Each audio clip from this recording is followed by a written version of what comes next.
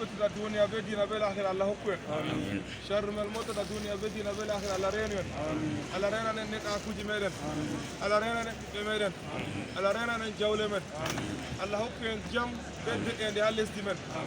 الله حكم جام بدي اندي عليس دي men الله حكم جام بدي اندي عليس دي men بلدي جوي الله فات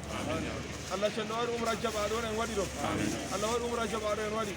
kala mo torino en do halis di men en umma en do wara jahale do kon Allah jam dum tambe haaji ko laami khairu ad-dunya bil akhirah kala ko be torada khairu ba Allah hokkube kala sharru me mo do war Allah cendo renuwe Allah cendo wallir be men dina mako Allah o jaggin be tebe men dina mako jawle men be ko e marfa Allah jaggin dum halawol dina Allah ceniro Allah cendo wo ina yake men dunya bil akhirah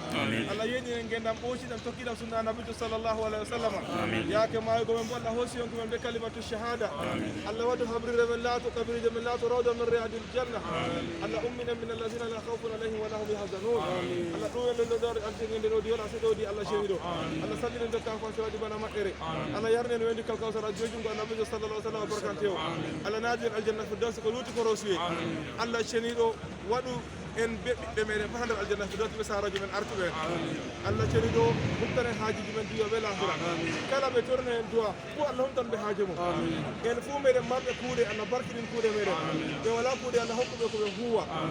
marbe bibbe Allah barkinin bibbe mabbe be wala bibbe Allah hokkuɓe bibbe salihin be wala tele hokkuɓe te Allah hokkuɓe tele barkanteji Allah rena net ربنا آتنا من لدنك رحمة وهيئ لنا من أمرنا رشدا ربنا آتنا في الدنيا حسنة وفي الآخرة حسنة وقنا عذاب النار اللهم أحسن عاقبتنا في الأمور كلها وأجرنا من خزي الدنيا وعذاب الآخرة ربنا آتنا من لدنك رحمة وهيئ لنا من أمرنا رشدا ربنا آتنا في الدنيا حسنة وفي الآخرة حسنة وقنا عذاب النار اللهم اغفر لنا ذنوبنا ولوالدينا ولوالد والدينا ولإخواننا ولأزواجنا ولذرياتنا وللمسلمين والمسلمات والمؤمنين والمؤمنات الأحياء منهم والأموات رب اغفر وارحم وأنت خير الراحمين الله شهيد ودو لا والهجر ما إتبع أمر رفوها أبدا تار ميت مبوك الله إتني يوم كورونا دو هذا الدنيا رو